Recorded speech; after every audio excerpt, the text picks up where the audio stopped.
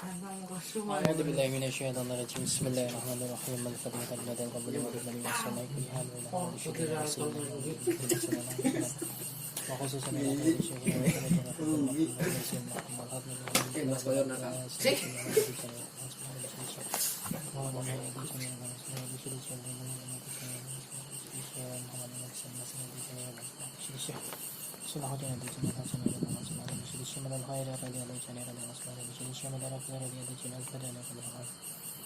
وأرشلهم وفرعهم ونسلهم وتلمذهم وخدم المنتسبين إلى مجموعين إلى أن ودينا بالمصطفى محمد صلى الله عليه وسلم الفاتحة أعوذ بالله من الشيطان الرجيم بسم الله الرحمن الرحيم الحمد لله رب العالمين الرحمن الرحيم مالك يوم الدين إياك نعبد وإياك نستعين اهدنا الصراط المستقيم صراط الذين أنعمت عليهم غير المغضوب عليهم ولا الضالين آمين اللهم صل على سيدنا محمد الفاتح لما أغلق والخاتم لما سبق نشر الحق بالحق والهدي إلى صراطك المستقيم وعلى آله حق قدره ومقداره العظيم بسم الله الرحمن الرحيم قل هو الله أحد الله الصمد لم يلد ولم يولد ولم يكن له كفوا أحد بسم الله الرحمن الرحيم قل هو الله أحد الله الصمد لم يلد ولم يولد ولم يكن له كفوا أحد بسم الله الرحمن الرحيم قل هو الله أحد الله الصمد لم يلد ولم يولد ولم يكن له Subhana rabbika rabbil izzati amma yasifun wassalamun ala mursalin walhamdulillahi rabbil alamin. Assalamualaikum warahmatullahi wabarakatuh. Bismillahirrahmanirrahim. Alhamdulillahi rabbil alamin wa bihi nasta'inu ala umuri dunya waddin. Wassalatu wassalamu ala asrofil anbiya'i wal mursalin wa ala alihi wa ashabihi ajma'in. Asyhadu an la ilaha illallah wa asyhadu anna Muhammadar Rasulullah. Allahumma salli ala sayyidina Muhammadin al-fatihi lima ughliqa wal khatimi lima sabaqa nasyiril haqqi bil haqq wal hadi ila siratikal mustaqim wa ala alihi haqqa qadrihi wa miqdarihi al-azim wala hawla wala quwwata illa billahil aliyyil azim.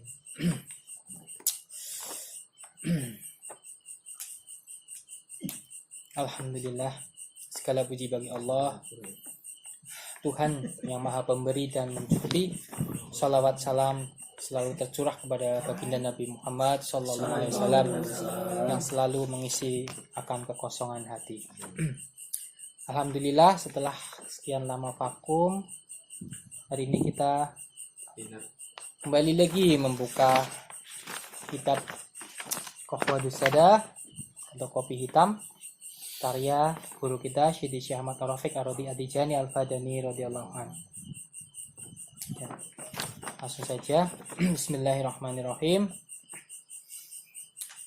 Al-alami makana tahtabiru fih kulli nafsin kalimatiha qabla an tawlidi fil alam. Dunia adalah tempat di mana setiap jiwa itu diuji atas ucapannya sebelum mereka itu dilahirkan ke dunia. Jadi sebelum mereka dilahirkan ke dunia itu di alam rohim mereka itu apa? Di alam rohim,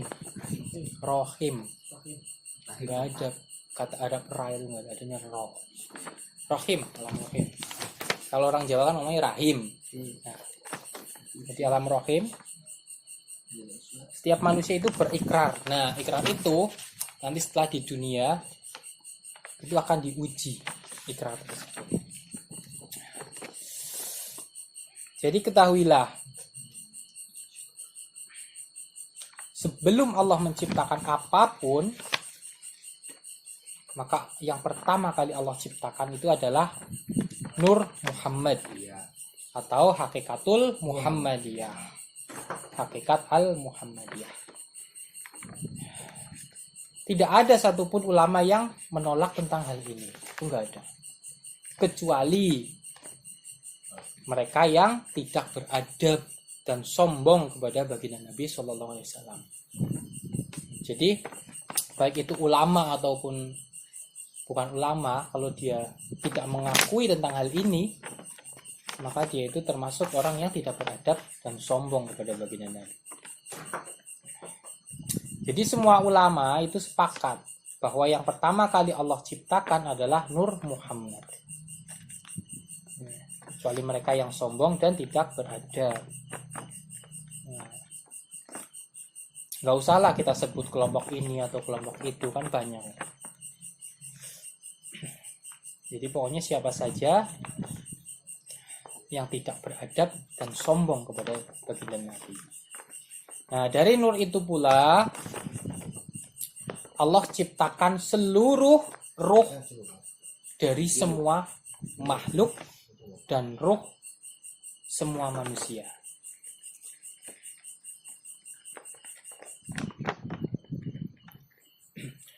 Ruh-ruh manusia itu Allah perintahkan untuk berikrar, bersaksi atas keesaan Allah. Di mana itu? Ya tadi di alam rohim. Jadi sebelum ruh-ruh itu dilahirkan ke dunia, di alam rohim mereka itu berikrar, bersaksi atas keesaan Allah. Yang nantinya ikrar-ikrar itu yang akan diuji saat mereka dilahirkan ke dunia. Allah berfirman, wa id akhadha rabbuka min bani adama min duhurihim dzurriyyatihim washhadahum ala anfusihim alaistu bi rabbikum qalu bala syahidna an taqulu yaumal qiyamati inna kunna an hadza ghafilin. Dan ingatlah ketika Tuhanmu mengeluarkan keturunan anak-anak Adam dari sulbi mereka, dan Allah mengambil kesaksian terhadap jiwa mereka seraya berfirman, bukankah aku ini Tuhanmu? Lalu anak-anak Adam itu menjawab, betul, engkau Tuhan kami. Kami menjadi saksi.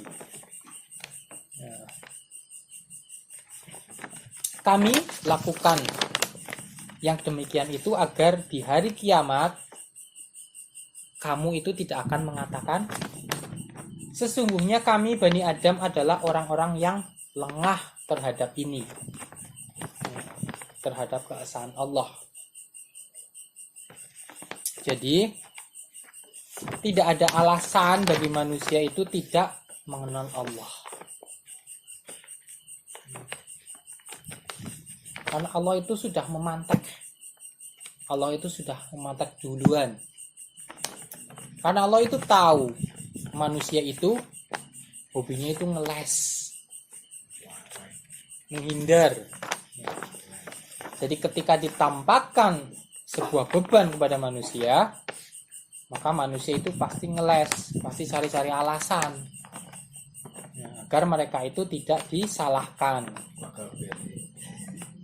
Nah ini yang menjadi perpecahan, menjadi perpecahan di luar diri manusia. Nah, perpecahan itu sebab karena adanya perpecahan di dalam diri manusia itu. Makanya terjadilah perpecahan di luar diri. Nah, itu adalah salah satu bentuk ketidakterimaan dan juga suatu bentuk berpalingnya jiwa manusia atas Tuhan yang Maha Esa.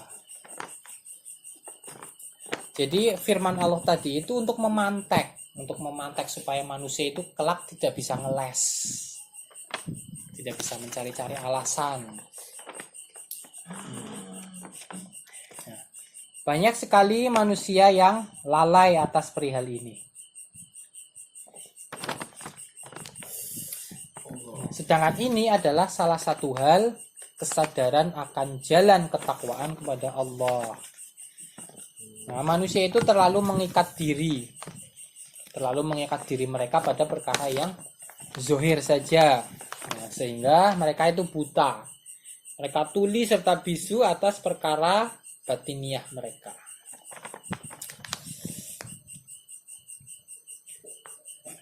Karena mereka buta tentang jiwa mereka. Mereka tuli. Mereka tidak mau melihat kebenaran tentang keesaan Allah. Akhirnya mereka hanya mengikuti ilmu-ilmu Allah dan Rasulnya sesuai dengan syahwat nafsunya saja. Nah, manusia juga tuli. Mereka tidak mau mendengar ilmu yang tidak sesuai dengan syahwat nafsunya. Jadi kalau ada ilmu yang tidak sesuai dengan syahwat nafsunya, mereka acuh, mereka nggak mau mendengarkan, mereka nggak mau menerima.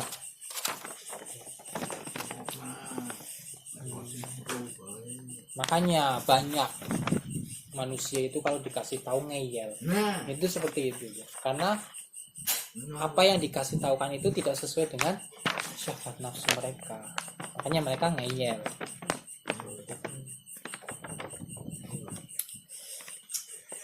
Itu karena jiwa mereka itu tidak terdidik. Seperti firman Allah dalam Al-Qur'an, yaitu summum bukmun umyum fahum la yubsirun. Itu ada dalam surat Al-Baqarah.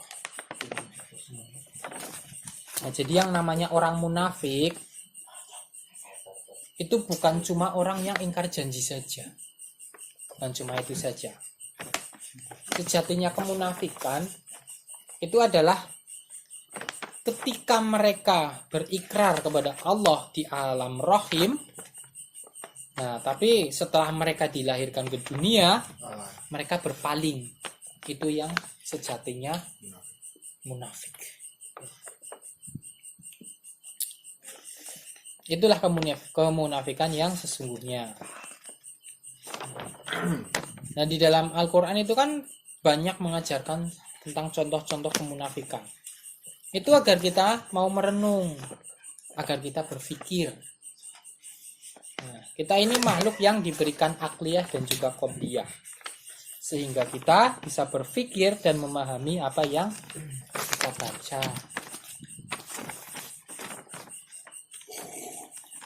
Makanya baginda Nabi berkata, besok di akhir zaman banyak manusia yang membaca Al-Quran, tapi Quran itu tidak melewati tenggorokannya.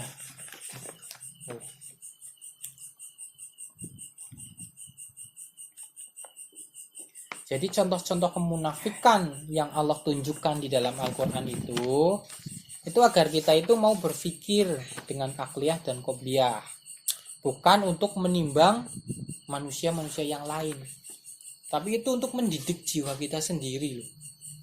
Jadi contoh-contoh yang ada di dalam Al-Quran itu untuk mendidik jiwa kita, bukan untuk menimbang dan menghakimi orang lain. Itu untuk melihat aib dari diri kita sendiri. Makanya dasar dari kemunafikan itu adalah ghaflah, lalai. Jadi pondasinya kemunafikan itu adalah lalai. Tapi seandainya manusia itu bisa irji'i ila rabbik, jika manusia itu bisa irji'i ila rabbik, kembali kepada Tuhannya, maka kemunafikan itu akan Allah ampuni. Irji'i ila rabbika radiyatan mardiyah. Irji'i ila rabbik. Kembalilah kepada Tuhanmu dalam keadaan meridhoi dan diridhoi. Tuhanmu itu tidak melihat zohirmu. Tuhanmu itu tidak melihat zohirmu. Dia itu melihat batinmu. Sebagaimana sabda baginda Nabi SAW,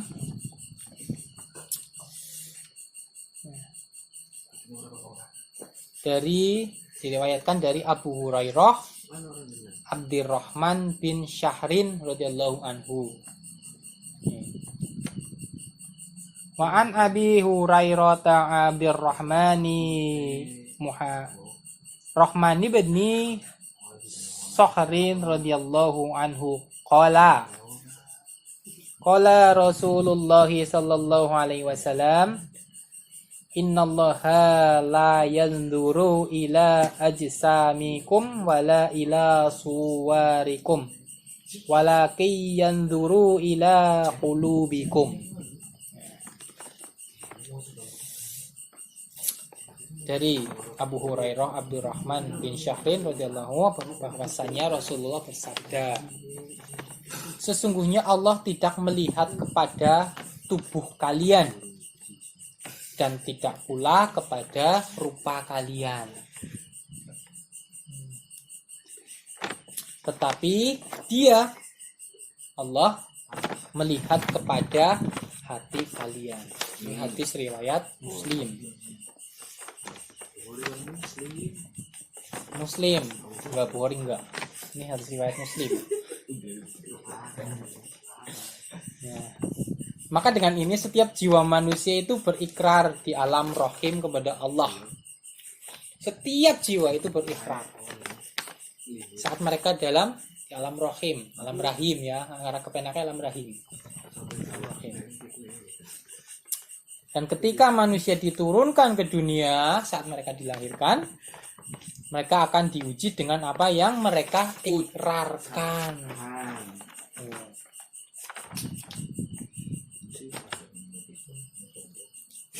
Jadi yang diikrarkan jiwa-jiwa manusia di alam rahim itu adalah tentang keesaan Allah.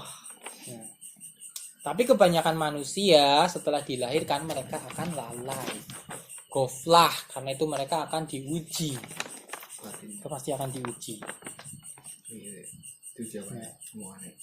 Ya, ikrarnya itu akan diuji.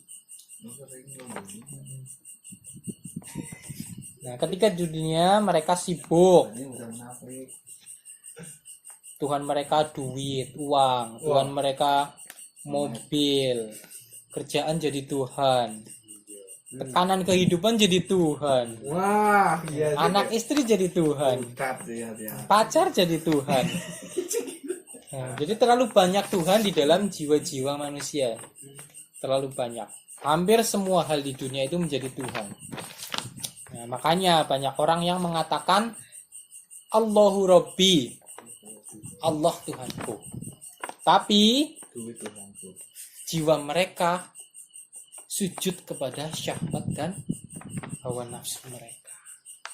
Banyak orang yang seperti itu. Banyak orang yang mengaku Allah adalah Tuhan mereka, tapi jiwa mereka suhudnya kepada syahwat dan nafsu. Itu karena mereka lalai, goflah.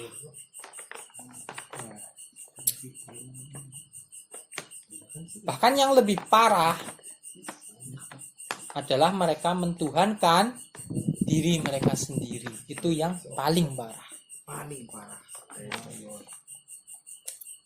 Siapa itu orang yang mentuhankan diri sendiri? Dajjal. Orang-orang yang mentuhankan diri sendiri itu adalah orang-orang yang ketika dia melakukan sesuatu, ketika mereka melakukan sesuatu hal, mereka berkata, ini adalah sesuatu yang Allah berikan kepadaku. Lisannya mengucapkan seperti itu. Ini adalah sesuatu yang Allah berikan kepadaku. Tapi di dalam diri mereka itu mengatakan ini adalah usahaku. Itu orang yang mentuhankan diri mereka sendiri. Itu orang yang munafik, orang yang kufur. Nah, mereka merasa bangga dengan hasil usahanya. Tapi mulut mereka mengatakan ini semua dari Allah. Ini yang paling bahaya ini. Yang mentuhankan diri sendiri. Ini yang paling bahaya.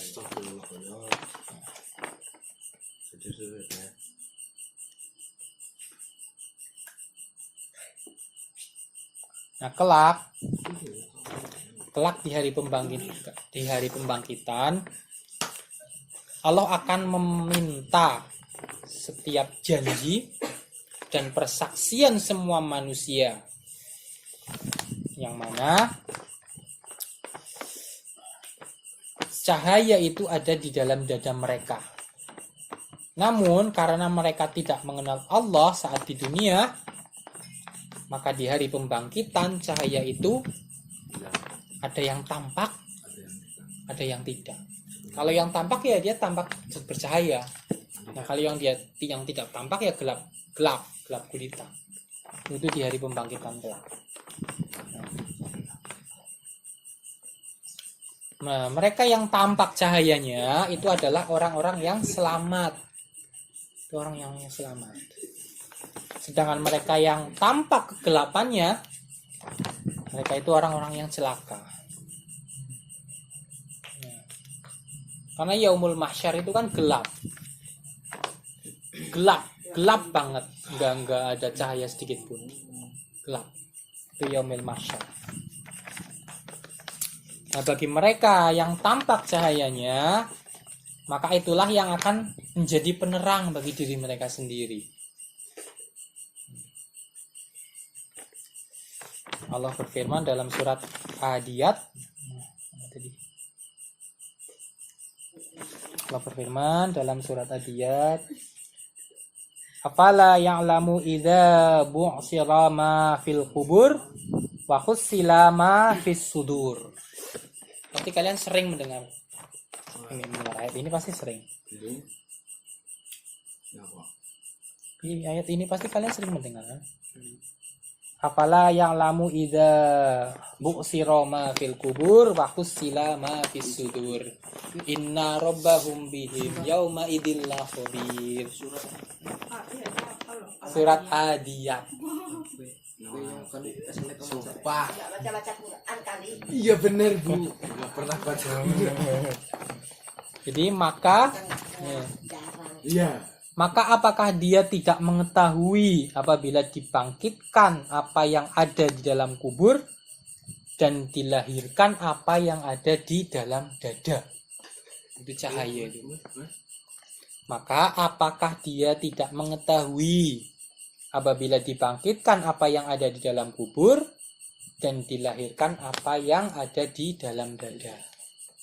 Itu Quran surat Al-Adiyat ayat 9-10. Allah juga berfirman di dalam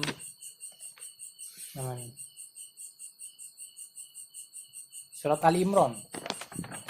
Dalam surat Ali Imran Allah berfirman, inna fil khalqis samawati wal ardi wahtilafil laili wan nahari la ayati liulil albab. Ini juga sering kalian dengar harusnya ya. Ya, kita ya. Sesungguhnya dalam penciptaan langit dan bumi, fis samawati wal ard, dan silih bergantinya malam dan siang, terdapat tanda-tanda bagi mereka orang-orang yang berakal, yaitu ulil albab.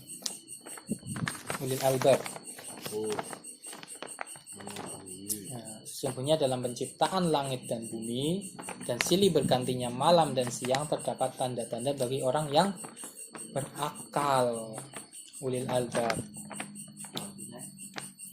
Siapakah ulil albab ini? Al-amiru warasatul anbiya. Ulil albab ini mereka itu adalah orang-orang yang akalnya itu dianugerahi cahaya sir anwar ilahiyah, sehingga akal itu bisa menjelaskan untuk mengajak ruhaniyah manusia itu kepada Allah.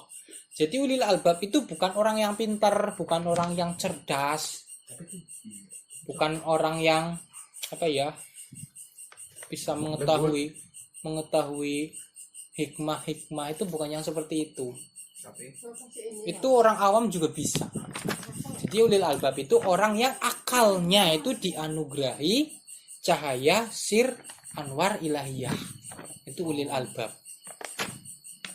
Jadi bukan profesor, bukan doktor, bukan insinyur, bukan orang yang pinter-pinter seperti itu, bukan. Itu ulil albab.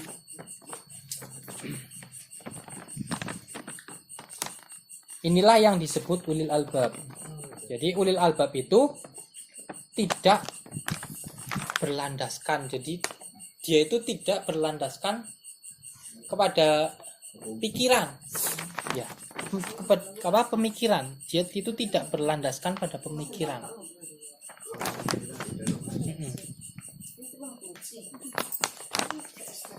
Tidak berlandaskan pada tafakur, tidak berlandaskan pada merenung, itu tidak. Jadi ulil albab itu akal yang dianugerahi cahaya sir dan anwar ilahiyah.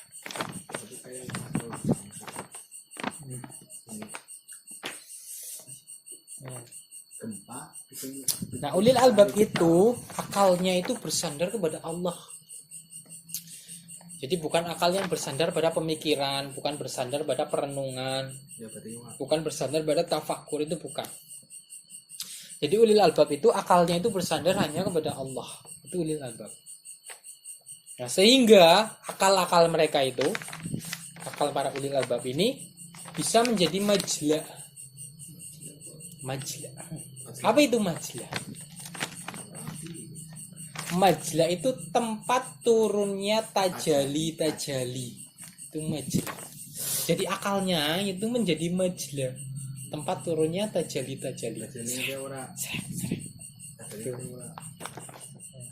Tajali itu apa? Tajali itu penampakan cahaya-cahaya robbaniyah. Itu tajali. Jadi akalnya itu menjadi tempat penampakan cahaya-cahaya robbaniyah. Itu ulil albab.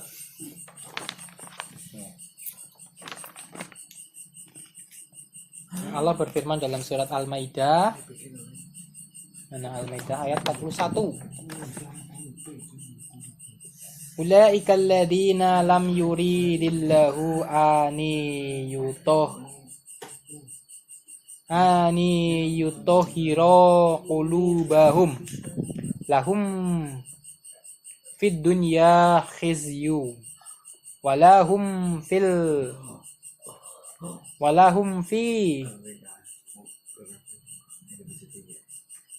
akhirati adzabun azim.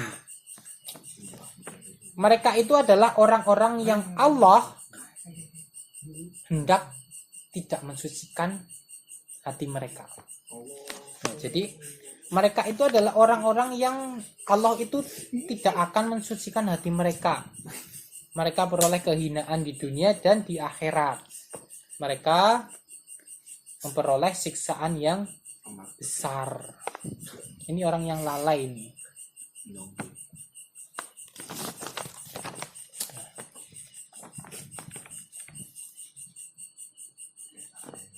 Mereka itu adalah orang-orang yang tidak akan Allah sucikan hati mereka. Mereka memperoleh kehinaan di dunia dan di akhirat.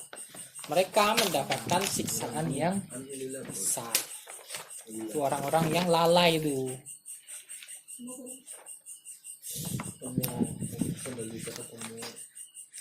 Mereka akan mendapatkan siksaan yang besar. Quran surat Al-Maidah ayat 41. Siksaan yang besar itu apa? Siksaan yang paling besar itu. Hah? Bukan. Siksaan itu ada di neraka. Jadi siksaan yang besar itu bukan di tubuhnya dipotong-potong, dibakar atau digoreng, itu bukan. Bukan seperti itu. Jadi siksaan yang besar itu adalah tidak bisa menyaksikan Allah di akhirat. Itu siksaan yang paling pedih, paling menyakitkan. Itu siksaan yang paling menyakitkan itu. Tidak dapat menyaksikan Allah di akhirat. Sudah di dunia tidak menyaksikan Allah, di akhirat pun tidak menyaksikan Allah. Itu adalah siksaan yang paling berat. Maksudnya menyaksikan apa ini? Menyaksikan dan melihat. Nah, maksudnya menyaksikan di sini adalah dekat. Ya, dekat ke Allah. Maksudnya dekat. Dekat. Iya, dekat. Menyaksikan itu. Jadi orang-orang yang tidak dekat dengan Allah itu adalah bentuk siksaan yang paling besar. Orang-orang yang tidak dekat. Iya, tidak dekat. Karena mereka itu tidak mengenal Allah. Karena mereka tidak mengenal Allah.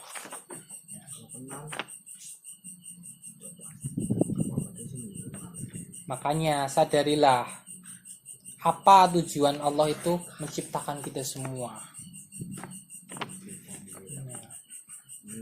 Karena kehidupan kita hari ini itu adalah anugerah yang besar dari Allah. Jadi hidup kita hari ini adalah anugerah yang sangat besar dari Allah.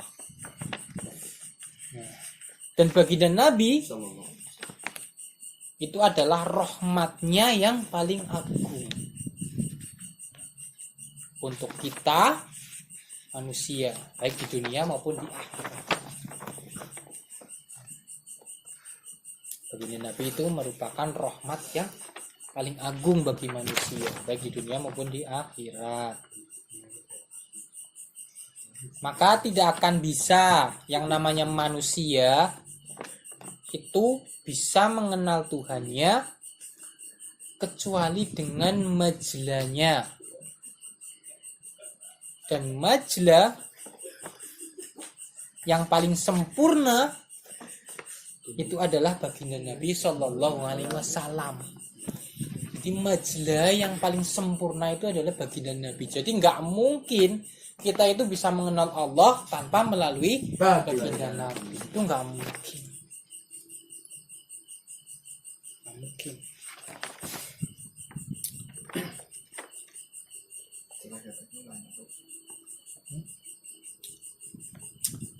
Dan untuk mendapatkan cahaya majlah ini, seorang salikin atau tolib menuntut ilmu, dia itu harus fokus pada dua hal. Jadi orang yang ingin mendapatkan majlah ini, ingin mendapatkan cahaya majlah ini, dia itu harus fokus terhadap dua hal. Tidak ada hal lain yang bisa mengantarkan kita kepada majlah ini kecuali dua hal. Ingat ya, dua hal. Ya. Apa? Terus? Guru. Itu baru satu. Yang kedua? Ya. Caranya? Ya Rasulullah itu kan majlahnya. Nah, untuk mendapatkan itu. Ya. Jadi ada dua hal yang bisa mengantarkan kita agar bisa mendapatkan majlah. Yaitu satu, dengan memperbanyak sholawat. Dan dua, duduk fokus di hadapan seorang mursyid yang mukamil. Cuma dua hal itu doang, nggak ada yang lain.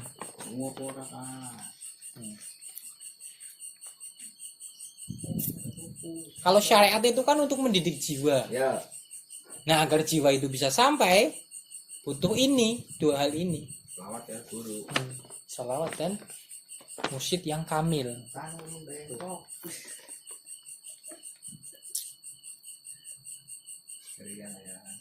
Dua hal ini adalah warisan dari para arifin sejak dahulu kala. Dan tidak ada satupun orang yang bisa mencapai makom kewalian kecuali yang mereka itu berpegang pada dua hal tadi. Dan sejatinya Allah lah yang menginginkan mereka. Walaupun begitu sejatinya tetap Allah yang menginginkan mereka. Nah, sebab usaha takwa seseorang itu tidak akan bisa menembus makomat dan martabat. Jadi yang namanya takwa itu tidak akan bisa mengantarkan kita untuk menembus makomat dan martabat. Itu tidak bisa. Syariat itu untuk mendidik jiwa. Namun tidak bisa pula engkau melepaskan usaha-usaha takwamu. Jadi takwa juga tidak boleh dilepaskan, karena itu akan mendidik jiwa kita. Walaupun itu tidak bisa mengantarkan kita, tapi itu akan mendidik jiwa kita. Nah, dengan jiwa yang terdidik, insya Allah kita akan bisa melakukan dua hal tadi. Maka berguru itu penting dan sangat penting. Sebab barang siapa yang tidak memiliki guru, maka gurunya adalah setan. Gurunya apa? Jadi harus dipahami, yang namanya manusia itu wajib punya guru. Itu wajib. Si guru fokus lah. Manusia juga harus paham yang namanya manusia itu wajib mengenal Allah. Itu wajib. Mengenal Allah itu wajib. Nah, Munir. seperti ungkapan dari Syekh Ibnu Al-Arabi, yaitu kalau kamu tidak mengenalku Allah, kalau kamu tidak mengenalku di dunia, maka kau akan mengenalku saat sakaratul maut. Kalau kamu tidak mengenalku juga, maka kamu akan mengenalku saat di alam barzah atau alam kubur. Kalau kamu masih belum mengenalku, maka kamu akan mengenalku di hari kiamat. Masih juga belum mengenalku, maka kamu akan mengenalku di padang mahsyar. Nah, masih juga belum mengenalku, maka pasti kamu itu akan mengenalku di neraka. Pasti. Itu pasti. Jadi yang namanya manusia itu pasti akan mengenal Allah. Cuman beda prosesnya. Semakin jauh ke sana prosesnya semakin sakit. Semakin dekat ke sini, semakin dekat ke dunia prosesnya. Kamu mengenal Allah, ya semakin mudah. Mudah banget. Anir. Jadi yang namanya manusia itu pasti akan mengenal Allah. Nah. Jadi firman Allah yang berbunyi wa ma khalaqtul jinna wal insa illa liya'budun itu bukan pilihan. Itu bukan pilihan itu. Itu adalah takdir. Jadi makrifat itu takdir. Itu sudah ketetapan. Yang namanya makrifat itu sudah ketetapan, takdir. Suratan yang telah ditetapkan dan harus ditetapkan kepada semua manusia.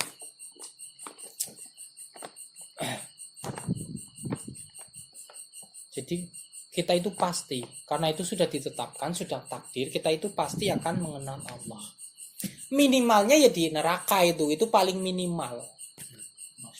Enggak, itu paling minimal. Paling minimal itu di neraka, itu paling minimal. Kalau kita mengenal Allah di dunia, itu berarti udah maksimal, itu bagus. Semakin dekat ke sini itu bagus, itu maksimal. Kalau kita mengenalnya di neraka, itu udah paling minimal, udah mentok.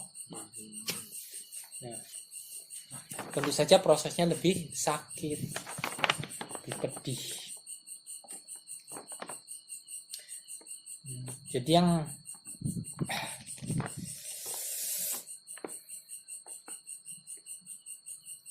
yang namanya perjalanan untuk mengenal Allah itu sakit, pedih. Makanya pegang dua hal tadi. Ingat-ingat dua hal tadi, pegang. Karena hanya dua hal inilah yang bisa mengantarkan kita kepada Allah. Kalau dengan dua hal tadi itu kita akan mengenal Allah dengan maksimal. Nah, kalau kita tidak memegang dua hal tadi, maka kita akan mengenal Allah ya secara minimal. Ini kan pedih. Perjalanannya pedih. Tapi kan pedih. Perjalanannya berapa ratus juta miliar tahun itu. Dalamnya kerikilan ya. Ya, kerikil sing mending. Halus. Halus apa ora? Boro halus. Nah, guru yang kamil itu akan mengajarkan kita ketakwaan yang sesungguhnya kepada Allah. Sehingga kita akan mendapatkan martabat dan makomat ruhiyah. Dan melihat manazil-manazil serta marohil ubudiyah. Nah, apa itu manazil marohil ubudiyah? Itu adalah tangga. Itu kalau orang yang tarbiyah yang bukan yang ini, yang bukan saya Salahuddin, yang tarbiyah saya Ibrahimnya, itu ada tangga-tangganya. Manazil marohil itu ada. Saya coba lupa. Ini wis kelalin. Ya, itu adalah tangga-tangga menuju kedekatan kepada Allah.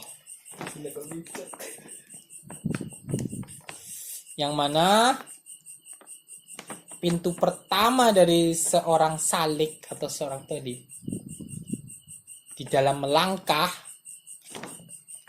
untuk menuju pada Allah itu adalah husnuzon. Itu pintu pertama. Itu baru pintu pertama, itu husnuzon. Sedangkan husnuzon saja itu sulitnya minta ampun. Itu baru pintu pertama. Husnuzon saja sulitnya minta ampun. Allahu Akbar. Allahu Akbar.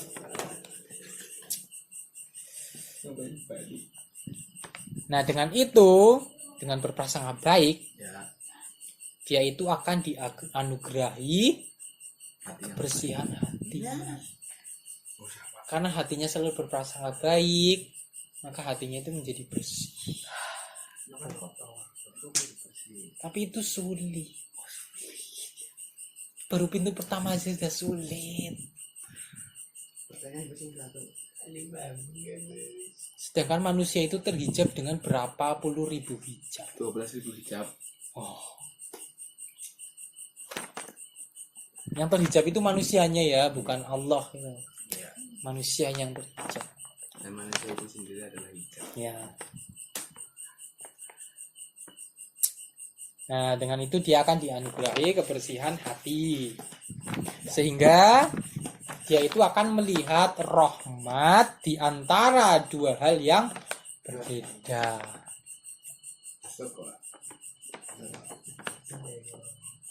Jadi tentang hal apapun yang dia lihat itu hanya rahmat. Orang kalau hatinya sudah bersih, apapun yang ia lihat itu rahmat.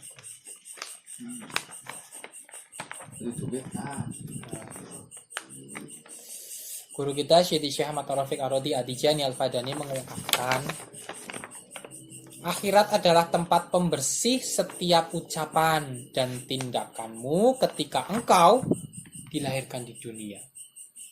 Jadi ibaratnya akhirat itu mesin cuci, pembersih. Akhirat itu seperti mesin cuci, pembersih akan ucapan-ucapan dan tindakan kita saat di dunia. Akhirat adalah salah satu penampilan rahmat Allah yang bernaung kepadanya, yang bernaung kepada baginda Nabi Sallallahu Alaihi Wasallam. Nah, mereka yang sibuk kepada zahir batin baginda Nabi, maka mereka akan mendapatkan rahmat di akhirat. Karena baginda Nabi adalah penampakan kemakrifatan yang sejati. Maka bersyukurlah mereka yang telah mendapatkan cahaya dari zat baginda Nabi. Apa itu cahaya dari zat baginda Nabi? Cahaya zat dari baginda Nabi itu adalah sholatul fatih 5 uhlik. Itu cahaya dari zat baginda Nabi. Jadi bersyukur kita, bersyukur. Nah, dan bersyukurlah mereka yang mendapatkan hakikat batin baginda Nabi. Apa itu? Ini hakikat batin baginda Nabi. Apakah itu hakikat batin baginda Nabi? Kalau tadi cahaya zat Ya. baginda Nabi. Kalau ini hakikat batin baginda Nabi. Apa itu? Itu kamar. Hakikat batin baginda Nabi yaitu masuk dalam thariqah Tijaniyah. Berarti itu adalah ikhwan talqin. Ikhwan yang sudah talqin. Berarti dia itu sudah mendapatkan hakikat. Bangga.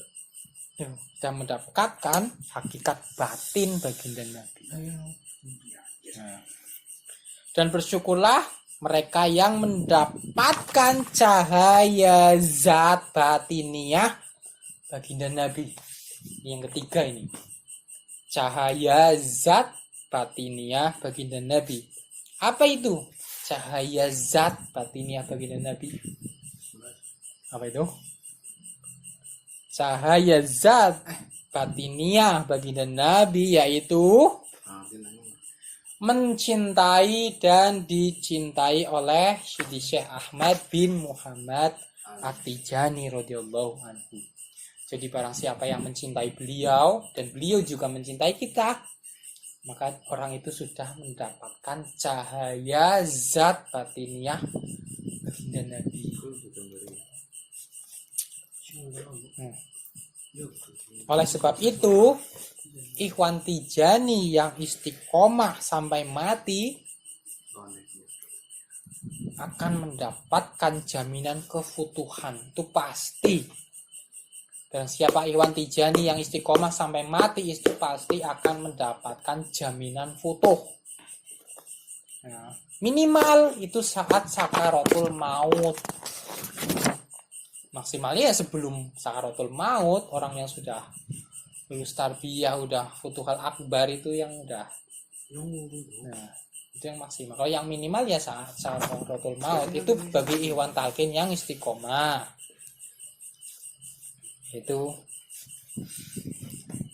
Itu futuh, menyaksikan zat ilahiyah. Nah, jadi di akhirat kelak yang namanya syariat itu bukan cuma ada di dunia saja. Di akhirat itu juga ada syariat. Nah, bagi orang-orang yang sudah bermakrifat, sudah futuh, maka di akhirat itu tidak akan terbebani oleh syariat akhirat. Orang yang sudah futuh itu di akhirat itu tidak akan terbebani oleh syariat akhirat. Nah, begitu juga orang-orang yang sudah bermakrifat di dunia, mereka itu juga tidak akan terbebani oleh syariat dunia.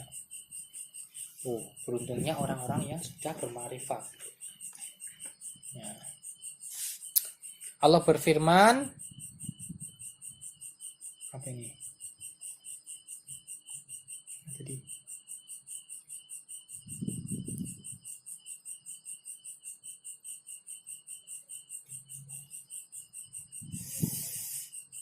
Allah berfirman, mana.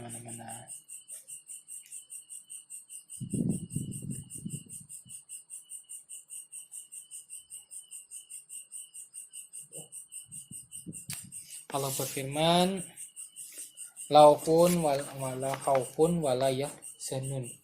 Ini potongan ayat apa ya? Allah berfirman, la khaufun wala yahzanun. Para kekasih Allah itu tidak ada rasa was-was atau keraguan dan tidak pula bersedih tentang perihal mereka di dunia maupun akhirat. Jadi para kekasih Allah itu mereka tidak terbebani. Maksudnya tidak terbebani oleh syariat baik di dunia maupun di akhirat. Itu para kekasih Allah. Karena mereka sudah bermakrifat. Nah. Jadi ibadah mereka itu karena cinta. Nah, kalau karena cinta, maka sudah tidak ada beban.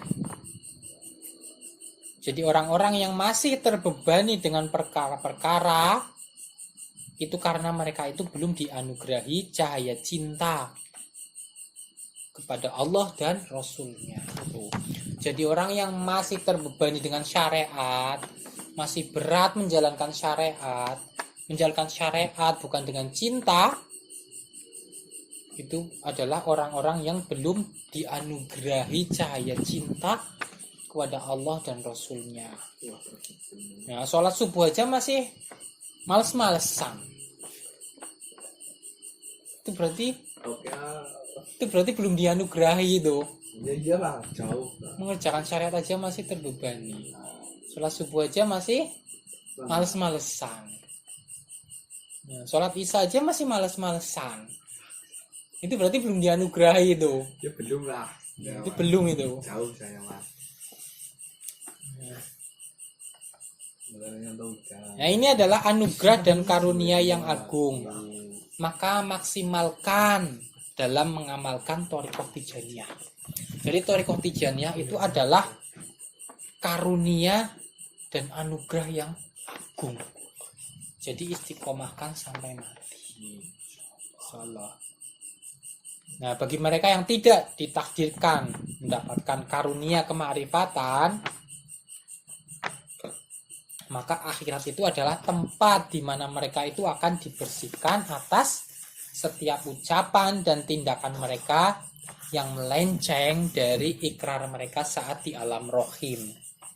Jadi saat di alam rohim mereka berikrar atas keesaan Allah, dan di dunia mereka ingkar, maka di akhirat itu adalah tempat pembersih bagi mereka.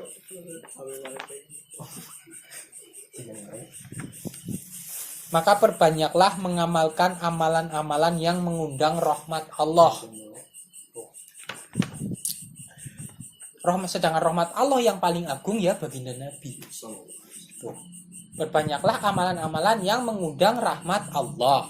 Nah, sedangkan rahmat Allah yang paling agung itu adalah baginda Nabi. Agar Allah itu merahmatimu kelak di akhirat.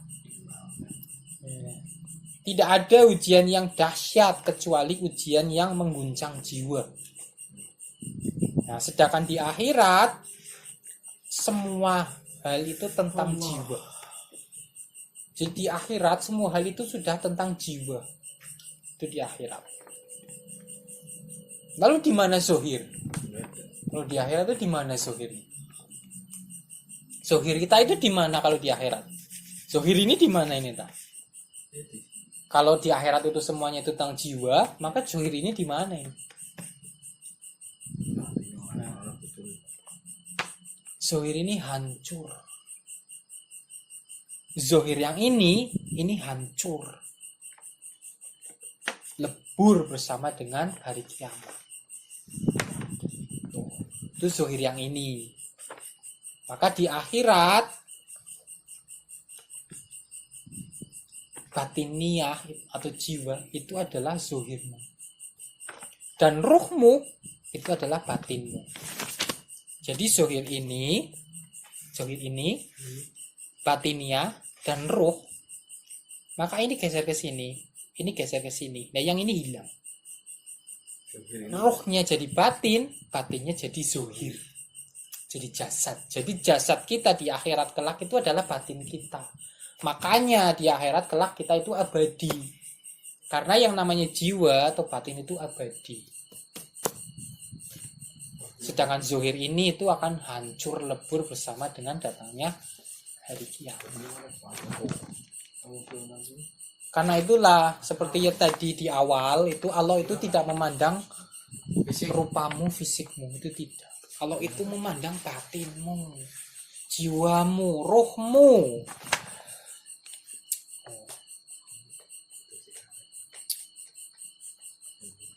Makanya di akhirat kita itu abadi, karena keabadian itu letaknya di wilayah batin. Makanya kelak di akhirat jasad manusia itu diciptakan dari batin mereka. Dan batinnya itu berasal dari ruh mereka. Makanya para arifin saat mereka di dunia, mereka itu mengedepankan ruhaniyah mereka. Jadi kalau sudah para arifin yang dikedepankan itu ruhaniyahnya. Bukan batin lagi, tapi ruhaniyah.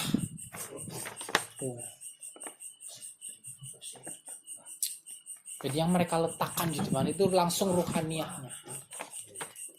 Nah, mereka menghadapi setiap takdir setiap suratan ilahiyah di dunia itu dengan ruhaniyah mereka.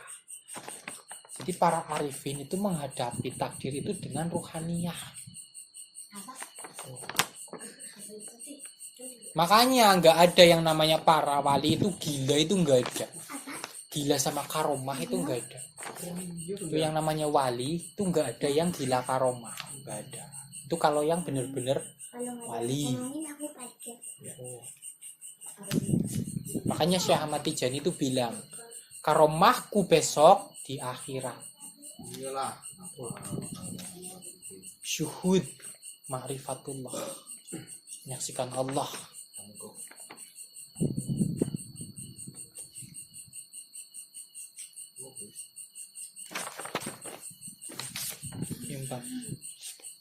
Jadi setiap nafasmu itu akan membuat dirimu semakin dekat kepada Sang Maha Rahmat. Maka hadirkan rahmatnya pada dirimu untuk semua makhluk ciptaannya. Wallahu a'lam bishawab. Allahumma shalli ala sayyidina Muhammadin al-fatih lima ughliqa wal khatimi lima sabaqa nasiril haqqi bil haqq wal hadi ila siratikal mustaqim wa ala alihi haqqa qadrihi wa miqdarihi ladhim. Alhamdulillah, itu tadi kitab Qahwadus Sada. Lanjut kita untuk kitab yang kedua, yaitu kitab Risalatul Mu'awanah. Apa itu? Nah, kitab Risalatul Mu'awanah. Ya.